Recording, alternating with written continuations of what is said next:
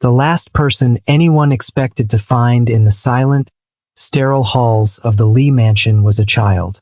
It was 3 a.m. when the feared head of the Korean syndicate, Tae-sung Lee, returned from a meeting that had ended in blood and cold whispers.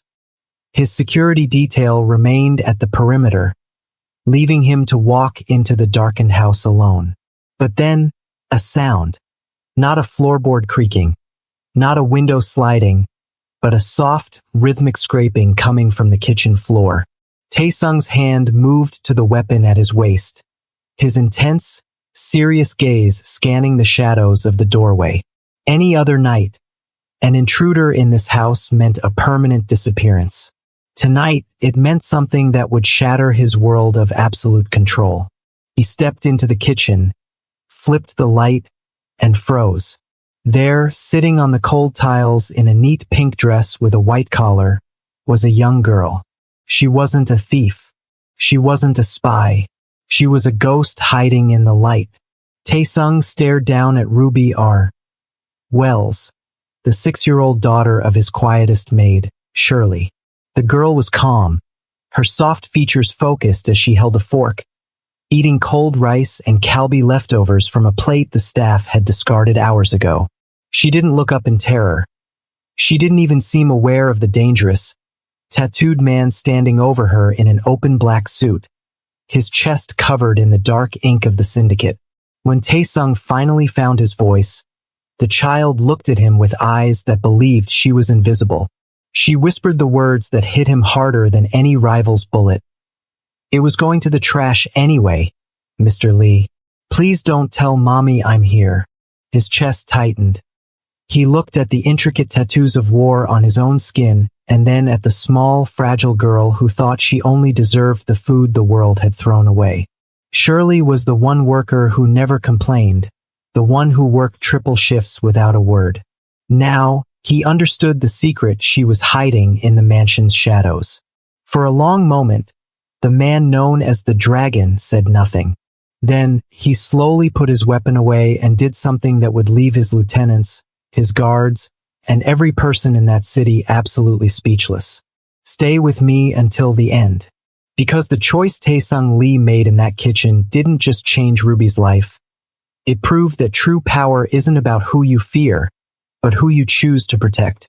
Before we begin, don't forget to like this video, hit subscribe, and let us know in the comments where you are watching from. Now let's get into it. The hum of the industrial refrigerator was the only sound in the kitchen as Tae-sung stood motionless, his silhouette casting a long, jagged shadow across the white tiles. He was a man accustomed to subordinates trembling at his approach, yet the small girl in the pink dress didn't flinch. She merely adjusted her grip on her fork, her blonde ponytail swaying slightly as she looked up with a calm, youthful focus that felt entirely misplaced in a house of secrets. The lights were off, Tae-sung said, his voice a low, gravelly rasp that usually commanded a room. He didn't move closer, acutely aware of the stark contrast between his ink-covered chest and her modest, white-collared dress. How long have you been sitting on my floor, Ruby? The girl swallowed a small bite of rice before answering, her voice barely a whisper but steady. Since the big clock in the hall chimed 10, Mr. Lee. Mommy says the floor is for people who aren't supposed to be seen. If I stay down here, I'm invisible, and the shadows keep me safe. Tae-sung felt a cold tightening in his chest that had nothing to do with the midnight air. He looked at the discarded plate of kalbi, food he had barely touched before dismissing it as an afterthought, and then back at the child who treated it like a treasure. Does your mother know you're eating trash? Ruby shook her head quickly, a flicker of worry finally crossing her soft features. Please don't tell her. She works so hard so I can have my magic milk for my heart. If she knows I'm hungry, she'll give me her bread, and then she'll be too tired to finish the laundry. I hide in the pantry during the day so she doesn't get in trouble for having me here. She paused, her dark eyes searching his face for a sign of the monster his reputation suggested he was. Mommy said if the boss found out I was here, we'd have to live in the bus station again. She said you like everything perfect and quiet. I can be very quiet, Mr. Lee. I'm the best at being invisible. Tae-sung reached out to the kitchen counter to steady himself, his fingers brushing against the cold marble. For 30 years, he had demanded perfection and silence, never realizing that beneath the floorboards of his sterile empire, a 6-year-old girl was starving herself to preserve it. He thought of the millions in his accounts and the blood on his hands, all of it feeling suddenly, sickeningly hollow against the backdrop of a child hiding in a pantry to save her mother's job. "You aren't a ghost, Ruby," he said, his voice softer than any of his men had ever heard it. He took a step forward, not as a predator, but as a man who had finally seen through the shadows of his own making. "And in this house, nobody eats from the floor," Gemini said. The sun rose over the Lee estate with a cold, clinical brilliance that did nothing to warm the heavy silence of the previous night. Tae-sung did not sleep. He remained in his office, the image of Ruby sitting on his kitchen floor etched into his mind like a scar. By 7 a.m., he was standing on the second-floor balcony, his black silk robe open to reveal the ink of the dragon across his chest, his gaze fixed on the service entrance below. Shirley J. Wells arrived exactly on time, her posture a masterpiece of forced composure. To any other observer, she was merely the efficient, soft-spoken woman who kept the mansion's marble floors gleaming and the linens crisp. But through Tae-sung's sharpened focus, the facade began to crumble. He watched as she paused for a fraction of a second before entering, her hand resting against the doorframe to steady herself. Her fingers were trembling, a fine, persistent shaking that she tried to hide by clutching her utility bag tighter. As she moved through the grand foyer, Tae-sung followed her progress from the shadows of the mezzanine. He watched her kneel to polish the baseboards, her movements slow and deliberate, as if every inch of progress cost her a piece of her soul. She was a woman running on the fumes of a mother's desperation. He noticed the way she glanced toward the kitchen pantry every few minutes, her eyes darting with a frantic, protective instinct. She was checking for a ghost, the daughter she had hidden in the darkness to keep her world from falling apart. When she finally moved to the dining room to set his breakfast table, Tae-sung stepped out from the shadows. Shirley jumped, a small gasp escaping her lips as she nearly dropped a crystal glass. Her face paled, the deep brown of her skin taking on an ashen hue as she bowed her head low. "I'm sorry, Mr. Lee," she whispered, her voice thin and fragile. "I didn't hear you come in. I'll be faster, I promise." Tae-sung studied her, noting the dark circles beneath her eyes and the way her modest uniform hung slightly loose on her frame. She wasn't just tired. She was starving herself to keep Ruby fed and medicated. The weight of her quiet maid persona was a crushing burden, a suit of armor she wore to protect her child from the man she believed he was. "Shirley," he said, his voice devoid of its usual lethal edge. She flinched at the sound of her name, her trembling hands retreating into the folds of her apron. "Yes, sir?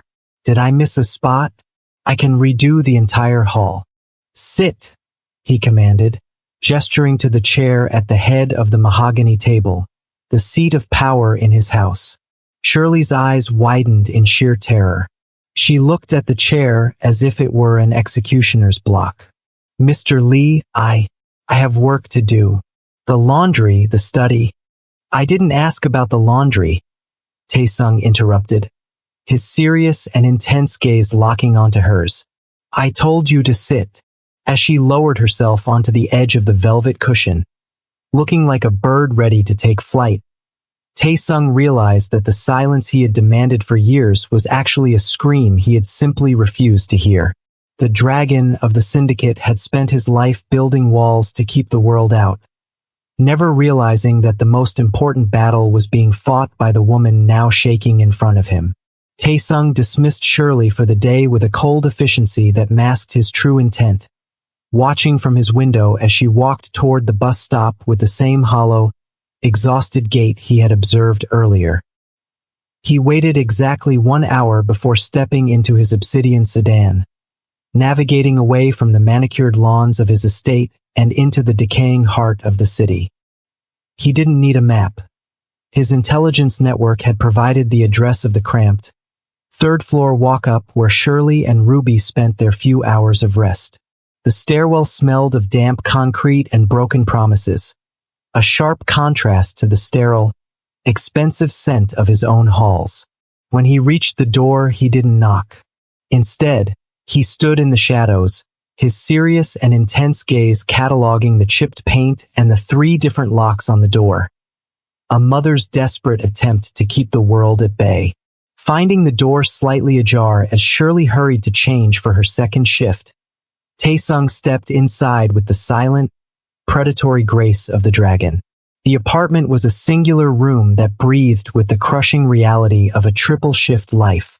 On a small cot in the corner, Ruby sat in her pink dress, her blonde hair caught in the afternoon light as she colored on the back of old grocery receipts. She looked up, her soft features showing no fear as she recognized the man from the kitchen floor. "Are you lost, Mr. Lee?" she asked quietly. Taesung didn't answer. His eyes were fixed on the kitchenette. He walked toward the cupboards, pulling one open to find it entirely bare, save for a single box of generic crackers and a row of glass jars filled with colorful pills. Ruby's magic milk for her heart. He opened the refrigerator to find nothing but a jug of water and a small container of leftover rice. There was no bread. There was no milk. There was only the evidence of a woman who was systematically erasing herself so her daughter could survive. Shirley emerged from the bathroom, her hair pulled back for a night of cleaning offices, and froze. Her breath hitched, her trembling hands flying to her mouth as she saw the powerful Mafia boss standing in her sanctuary of poverty. I was coming back, sir," she stammered, her voice thick with the terror of a woman who thought she was about to lose everything. "I just had to get Ruby settled before my next shift."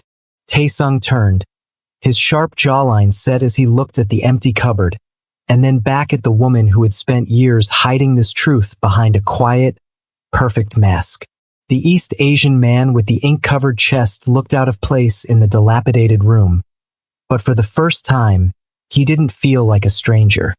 He felt the stirrings of a boy from the slums of Busan who knew exactly what it meant to have an empty stomach and a heart full of hope.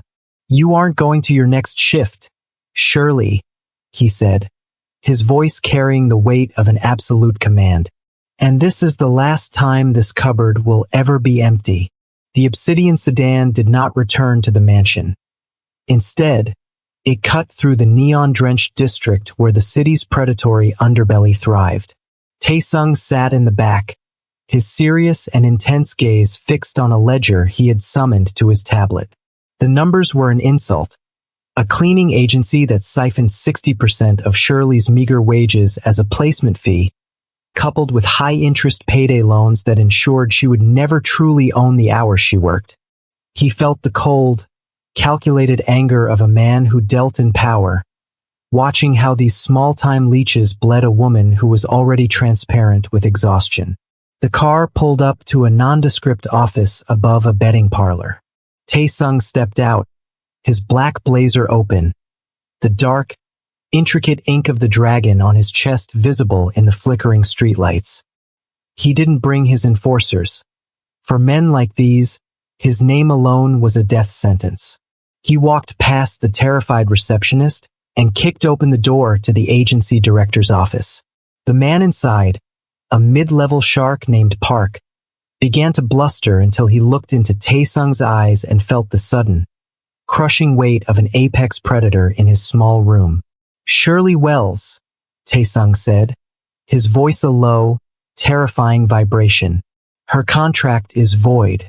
As of this second, she is no longer an asset of this office." Park stammered, his eyes darting to the tattoos on Taesung's neck.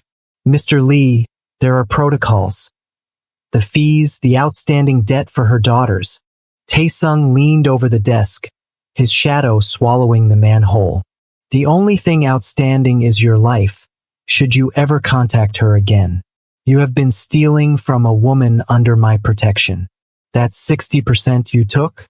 Consider it a down payment on your continued breathing.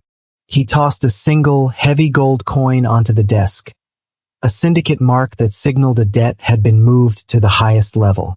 The debt is mine now. If you want to collect, come to the mansion and ask me personally. Park's face turned the color of ash. He knew better than to argue with the dragon of the syndicate. Within minutes, the physical contracts were shredded, and the digital records of Shirley's high-interest loans were wiped from the server under Taesung's cold, watchful eye. Taesung walked back to his car, the adrenaline of the confrontation settling into a grim satisfaction. He pulled out his phone and made a single call to his head of finance.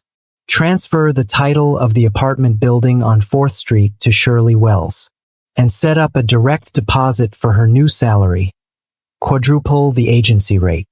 As the sedan glided back toward the estate, Taesung looked at his hands.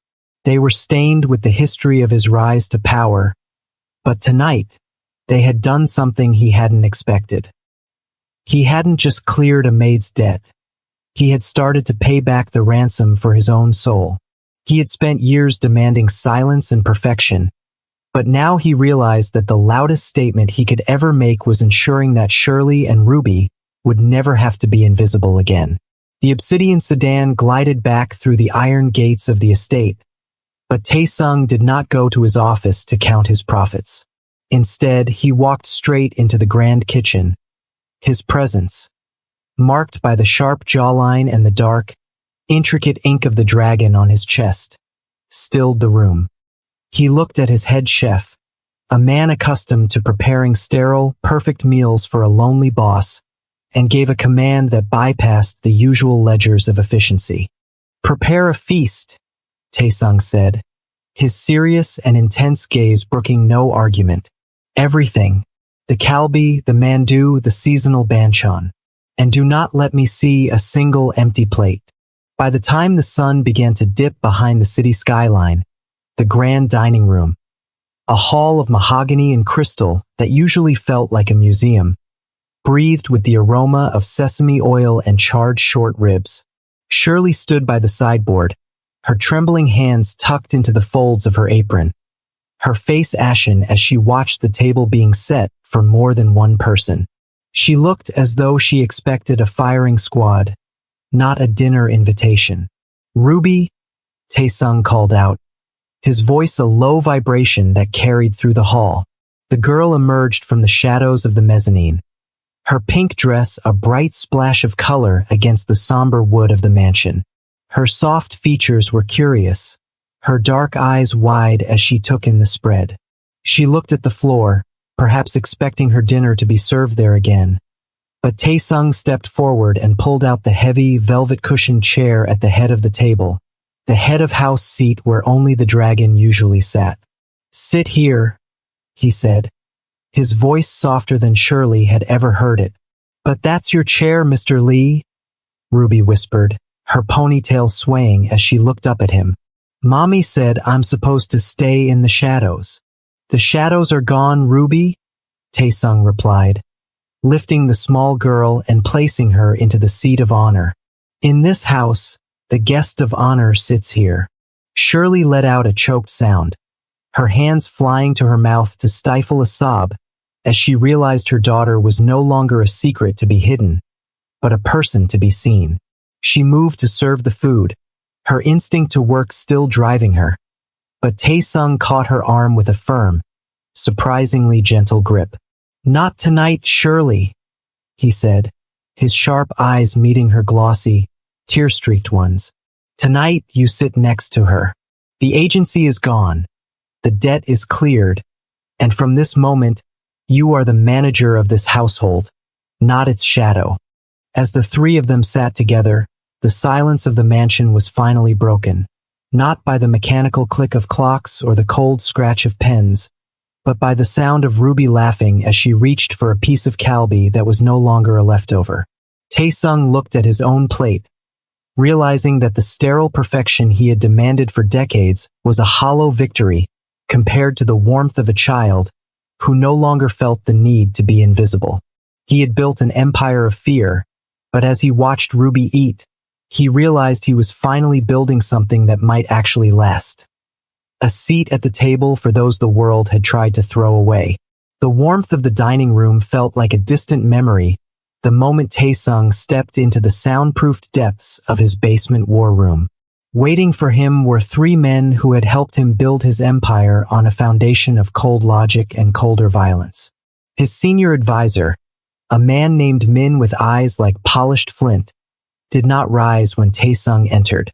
Instead, he tossed a surveillance photo onto the mahogany table. A grainy shot of Taesung's obsidian sedan parked in front of Shirley's dilapidated apartment building.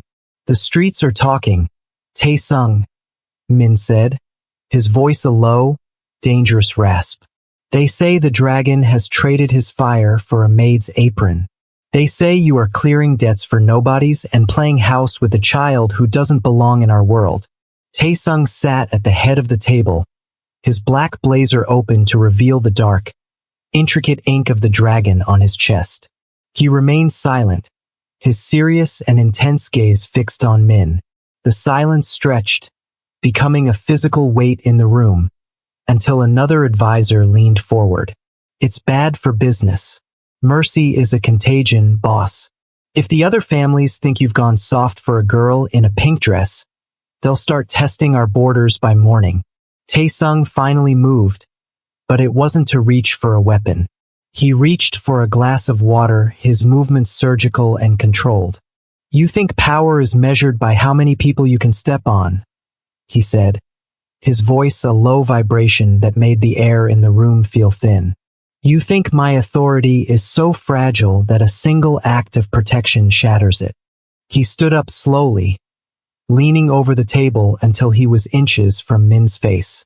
The light caught the sharp jawline and the predatory focus in his dark eyes. "I didn't build this syndicate to be a slave to your fears. I built it so that when I decide a life has value, no one, not the debt collectors, not the rival families, and certainly not my own advisors, dares to question it." Taesung tapped the surveillance photo with a calloused finger.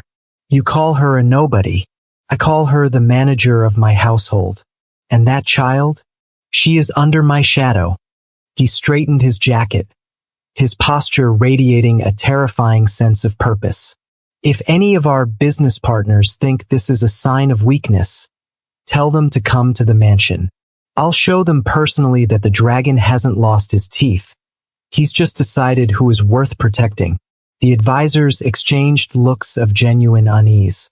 They had seen Taesung's rage before, but this was something different. A cold, absolute conviction that was far more dangerous. He walked toward the door, stopping only to look back over his shoulder. "Clean up the whispers, Min. If I hear another word about Shirley or Ruby being a liability, I will start making subtractions from this table."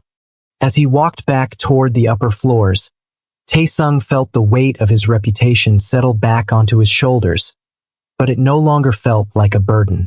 He had shown his men why he was the boss, not by hiding his humanity, but by wielding it like a blade.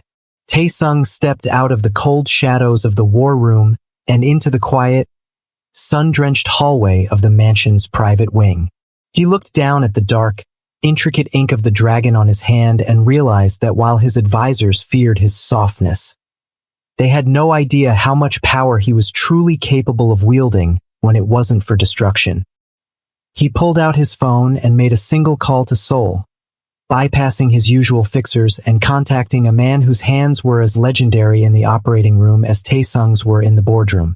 "Dr. Kong," Taesung said, his voice a low, steady vibration that left no room for negotiation. "I have a patient, a 6-year-old girl with a congenital heart defect. I don't care about your schedule or the cost. My private jet is on the tarmac in Incheon. Be on it by midnight." 3 days later, The mansion was transformed from a fortress of secrets into a world-class medical suite.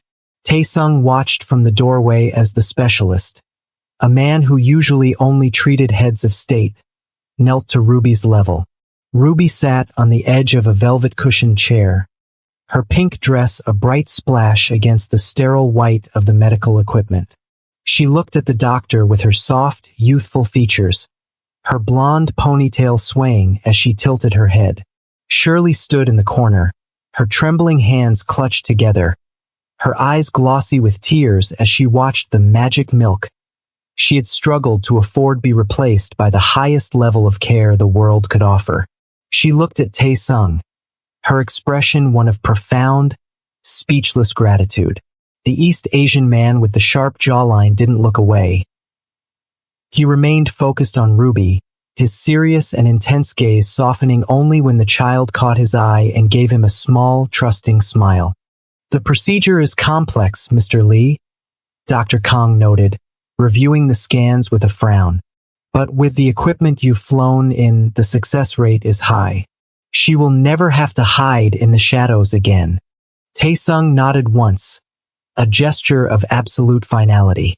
He had spent millions on territory and silence, but as he watched the doctor explain the brave girl procedure to Ruby, he realized this was the first time his wealth had ever felt truly substantial. He was sparing no expense, not because it was good for business, but because he had promised a little girl on a kitchen floor that she wasn't a ghost anymore. "Do it," Taesung commanded, his posture upright and composed. "And ensure she has the best recovery suite in the city. I want her to wake up and see the skyline, not the floor." As the medical team began their preparations, Taesung walked Shirley to the window. "She's going to be fine, Shirley," he said, his voice devoid of its usual lethal edge. "The dragon doesn't let go of what he protects." The morning of the surgery arrived with a quiet, heavy tension that seemed to hold the entire mansion in its grip. Taesung stood in the doorway of the recovery suite, his black suit jacket buttoned tight, looking every bit the serious and intense mafia boss the city feared. He was preparing for a critical meeting with the heads of the 5 neighboring families, a summit where he would have to defend his recent diversions and prove his grip on the syndicate had not loosened. Ruby sat propped up against a mountain of white pillows, her soft features pale but her dark brown eyes bright with a resilience that humbled him. She was no longer wearing the pink long-sleeve dress. She was in a small hospital gown, but her blonde hair was still pulled back, though the ponytail was messy from a restless night. Shirley sat beside her, her glossy eyes reflecting a mixture of terror for the coming hours and a profound, quiet hope. As Taesung turned to leave, his jaw set for the coming conflict, a small voice stopped him. "Mr. Lee." He paused, his upright and composed posture softening just enough to look back. Ruby was reaching for her hair, her small fingers fumbling with the bright pink ribbon that usually held her ponytail in place. She pulled it free and held it out toward him, the silk fluttering in the sterile air of the room. "For your meeting," she whispered, her voice a thin but steady thread of sound. "Mommy says you're going to talk to mean men. If you take my ribbon, they won't be able to see the dragon. They'll only see my friend."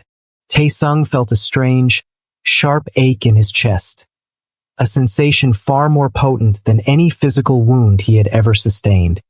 He walked toward the bed, his dark eyes fixed on the simple piece of pink fabric.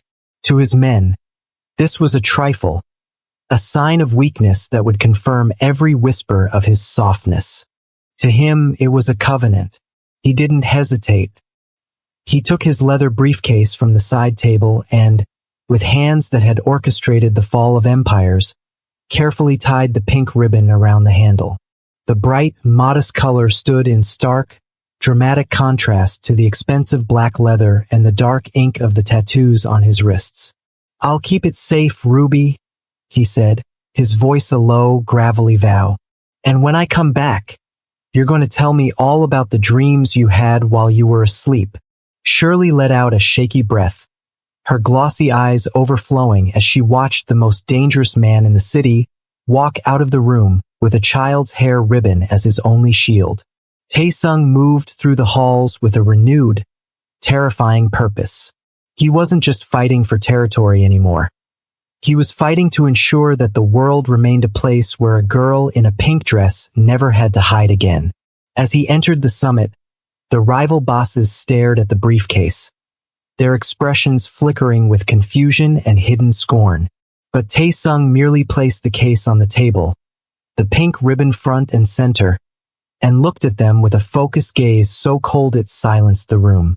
He didn't need to explain it. He was the boss, and he had found something far more powerful than fear to lead him. The summit had ended not with a spray of bullets, but with the cold, absolute silence of men who realized that a dragon with something to protect was infinitely more dangerous than one with nothing to lose. Taesung returned to the mansion as the sun began to set, the pink ribbon still tied firmly to his briefcase, a bright streak of defiance against the dark leather. He bypassed his advisors and went straight to the recovery wing, where the sterile scent of medicine was already being replaced by the warm aroma of a fresh meal. Ruby was awake, her soft features glowing with a new, healthy strength as she sat upright in her bed. Shirley stood by her side, no longer the trembling shadow of a maid, but a woman whose upright posture finally matched the dignity she had always possessed. When Ruby saw Taesung, her dark eyes widened, and she pointed to the briefcase. "You kept it?" she whispered, her voice no longer a thin thread, but a clear, youthful sound. "Did the mean men see the dragon?" Taesung set the briefcase down and knelt beside her, his serious and intense gaze softening into something that left him unrecognizable to the criminal underworld. "They saw the ribbon, Ruby, and they learned that in this city, your name is just as powerful as mine." He looked at Shirley, who met his eyes without flinching, a silent understanding passing between them that the old hierarchy of the mansion had been permanently dismantled. He led them both back to the grand dining room, where the table was set not for a solitary boss, but for a family. As Ruby climbed into the head of house chair, Taesung realized that his true legacy would not be the territories he conquered or the ledgers he filled with blood-soaked profits. It would be the fact that this child would never again have to hide in a pantry or search the floor for her worth. He had spent 30 years building an empire of fear, but tonight, he inaugurated a new dynasty, one built on the promise that no one under his shadow would ever go hungry or invisible again. Taesung took his seat, the dark ink of the dragon on his chest finally feeling like a shield instead of a burden. He watched Ruby reach for a fresh plate of food with a confident, joyful hand, and for the first time in his life, the boss was truly at peace. He was no longer just a man of iron and blood. He was a guardian who had found his soul in the trust of a girl who had once texted the wrong number and found the right heart. What was your moral lesson from this story? What part of the story touched you the most? Let us know your thoughts in the comments below. Do not forget to like this video and subscribe to the Cinem Corner channel. Thanks for watching and see you in the next video.